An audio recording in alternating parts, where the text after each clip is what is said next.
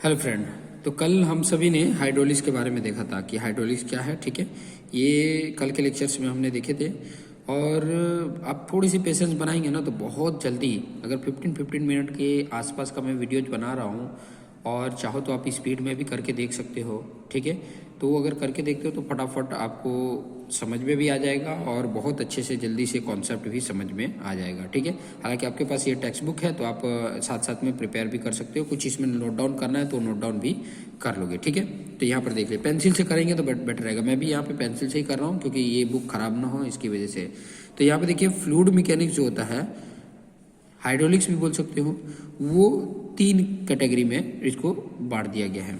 एक होता है हाइड्रोस्टैटिक, दूसरा होता है हाइड्रोकाइनेमेटिक्स और तीसरा होता है हाइड्रोडायनेमिक। ठीक है, इन तीनों के बारे में अगर देखोगे तो तीनों अलग अलग एक चैप्टर हैं। ठीक है, तीनों अलग अलग एक चैप्टर हैं जिनको हम डिटेल में इसको पढ़ने वाले भी हैं। तो चलिए आगे आगे की पॉइंट देख लेते हैं।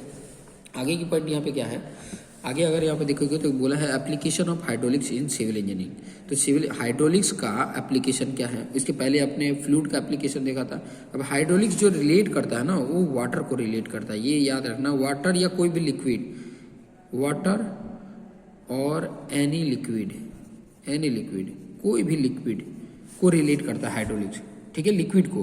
बाकी फ्लूइड में आपको गैस भी आ जाता है और लिक्विड भी आ जाता है। तो हाइड्रोलिक्स की बात कर रहे हैं। ठीक है, मतलब लिक्विड से रिलेटेड जो भी स्टडी होती है, उसके बिहेवियर का, उसके एप्लीकेशंस का, तो वो सब हाइड्रोलिक्स में आ जाता है। अभी इसके एप्लीकेशन है, मान लो हाइड्रोलिक्स पढ़ रहे हो तो इसके बेनिफिट क्या है, क्यों पढ़ रहे हैं, तो ये चीज़ें हमें पता चलती है कि वाटर सप्लाई अगर करनी है ना तो उसमें हेल्प करेगा। ये स्टडी अगर आपने किया है तो अगर वाटर सप्लाई आपको अगर करना है तो उसमें आपको मदद मिलेगी। दूसरा, इरिगेशन अगर आप कर रहे हो, इरिगेशन मतलब सिंचाई। ठीक है, आप जैसे एग्रीकल्चर डिपार्टमेंट में है तो उस तरह के कैसे प्लांट तक पानी को पहुंचाना है, उसके अलग अलग मेथड होते हैं।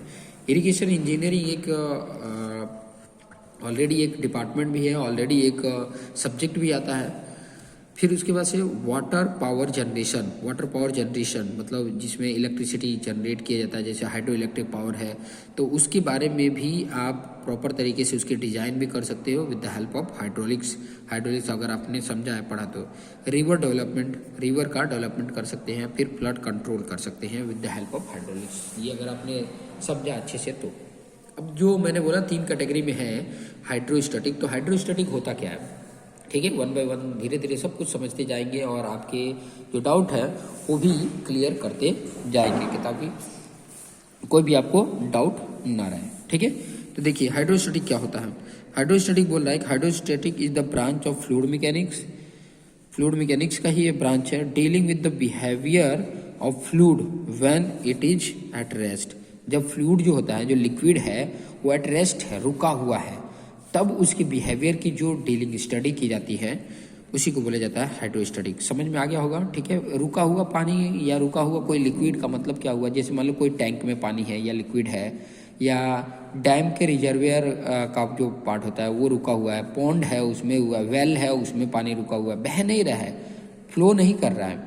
तो ऐसे रुके हुए पानी के बिहेवियर के बारे में जो स्टडी की जाती है, उसके प्रेशर क्या है, कहाँ पे कितना प्रेशर लगता है, ये सारा कुछ स्टडी इसके अंदर आ जाता है।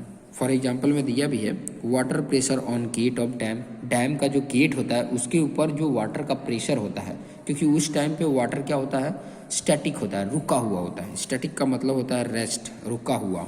ठीक है, दूसरा बोला water pressure on side and bottom of the water tank. जो भी वाटर टैंक है उसके साइड में और उसके बॉटम पे जो प्रेशर लग रहा है वो सारा कुछ हम इसमें स्टडी करेंगे। ठीक है, चलिए नेक्स्ट अब देख लो। अभी ये देखो कितनी बार पूछा भी है, देख सकते हो कि ये सितंबर 2021 में, मई 2018-19 में भी पूछा है। तो 2 मार्क्स का डेफिनेशन ये पूछता है। आप अगर चाहेंगे तो थोड़ा सा अगर पढ़ेंगे तो ऑटोमेटिक आइडिया मिल जाएगा। नेक्स्ट जो है हाइड्रोकाइनेमेटिक्स। ठीक है, तो हाइड्रोकाइनेमेटिक्स क्या होता है उसके बारे में देख लिए। क्या बोला, hydrokinematics is the branch of fluid mechanics dealing with the behaviour of fluid when it is in motion. मतलब वो रेस्ट में था, ये मोशन में है, लेकिन उसके साथ साथ एक और कंडीशन दिया है। क्या दिया है, without reference to the force responsible for flow. मतलब वो जो फ्लो कर रहा है, मोशन में है लिक्विड, वो किसी एक्सटर्नल फोर्स के कारण नहीं है, ड्यू टू द ग्रेविटी है। जब ग्रेविटी के कारण वो फ्लो हो रहा है तो उसके बिहेवियर के बारे में जो स्टडी करेंगे वो है हाइड्रोकाइनेमेटिक्स। ठीक है, हाइड्रोकाइनेमेटिक्स बोलेंगे। फॉर एग्जांपल बोल सकते हो उसकी वेलोसिटी ऑफ वाटर के बारे में स्टडी करेंगे। जो भी वाटर है उसकी वेलोसिटी क्या होगी, study of acceleration of water, water का एक्सेलरेशन क्या होगा, एनर्जी इक्वेशन क्या होगा, फिर मोमेंटम इक्वेशन क्या होगा, ये सारा कुछ इसमें आप डिटेल में स्टडी करोगे। ठीक है, एग्जाम्पल में। अब दोनों में डिफरेंट क्या है, सिंपल सा डिफरेंट है, ये रेस्ट में है, ये मोशन में है। इसके एग्जाम्पल लिख दो, इसके एग्जाम्पल जो अभी अभी मैंने बताया। तीसरा देखिए हाइड्रोडायनेमिक्स के। ठीक है, तो हाइड्रोडायनेमिक्स क्या बोलता है, हाइड्रोडायनेमिक्स भी एक फ्लूइड ब्रांच का है जो डील करता है with the behaviour of fluid when it is in motion. ये भी मोशन है, लेकिन इसके लिए खास बात बोला है कि with reference to the force responsible for flow. मतलब इसके लिए एक रिस्पॉन्सिबल होता है फोर्स। जैसे मान लो कि एक जगह से दूसरी जगह पानी को फ्लो कराना है, तो मैं पाइप पंप के द्वारा फ्लो करा रहा हूँ, मैं प्रेशर दे रहा हूँ, इसकी वजह से एक प्लेस से दूसरे प्लेस पर ये क्या हो रहा है, पानी जा रहा है। जैसे मोटर से हम क्या करते हैं, वाटर टैंक में पानी को भेजते हैं, तो पाइप पंप के द्वारा होता है। तो ये सारा कुछ जो स्टडी होती है वो हाइड्रोडायनेमिक हो जाता है।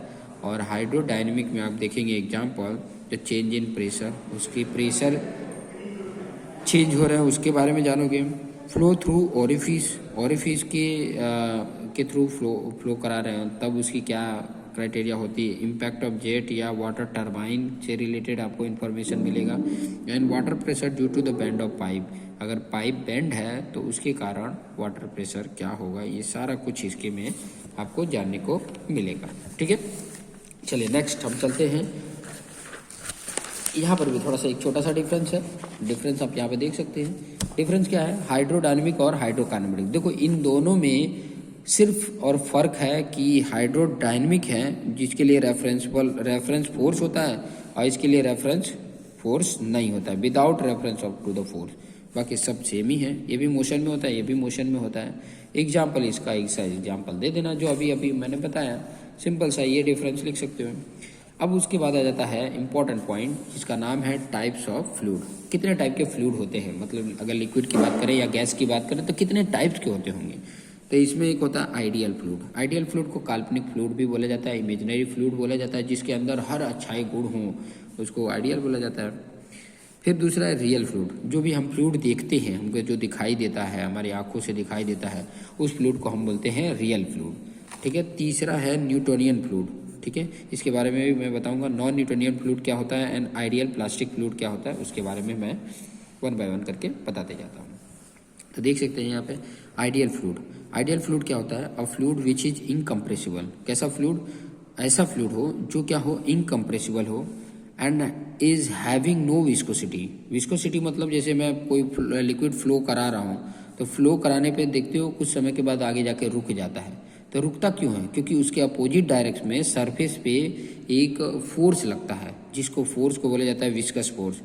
तो विस्कोसिटी ना हो, ऐसा हो ही नहीं सकता कि कोई भी लिक्विड हो जिसकी विस्कोसिटी ना हो, कहीं ना कहीं जाके रुकेगा ही। ठीक है, तो विस्कोसिटी ना हो इसलिए तो मैंने बोला आइडियल फ्लूइड क्या होता है, इमेजिनरी फ्लूइड होता है। लेकिन ये सब ज़रूरत क्यों होती है, इसकी ज़रूरत पड़ती है आपको ये जानने के लिए कि एक रेफरेंस में यूज कर सको। रियल फ्लूइड के लिए एक रेफरेंस होता है। नो सरफेस टेंशन, मतलब कोई सरफेस टेंशन ना हो, ये भी डिटेल में आगे पढ़ेंगे। Is known as a ideal fluid. Ideal fluid को इमेजिनरी फ्लूइड बोलते हैं, अभी अभी मैंने बताया। आइडियल फ्लूइड को क्या बोलते हैं, इमेजिनरी फ्लूइड बोलते हैं। Next real fluid. Real fluid मतलब वो कंप्रेसिबल हो, गैस के लिए गैस कंप्रेसिबल होता है, विस्कोसिटी भी हो, सरफेस टेंशन भी हो, इसको रियल फ्लूइड बोलते हैं। और जितने भी आपको आँख से दिखाई देते हैं, प्रैक्टिस में लेते हो, वो रियल फ्लूइड होता है। वाटर, पेट्रोल, केरोसिन, ये सब क्या होते हैं, रियल फ्लूइड है।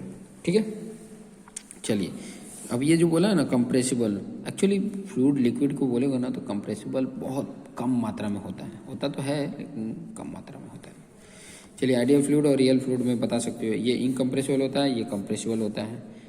इसकी विस्कोसिटी नहीं होती, इसको विस्कोसिटी होती है। इसकी सरफेस टेंशन नहीं होता है, इसका सरफेस टेंशन होता है। ये इमेजिनरी है और ये रियल फ्लूइड है, एग्जाम्पल दे सकते हैं।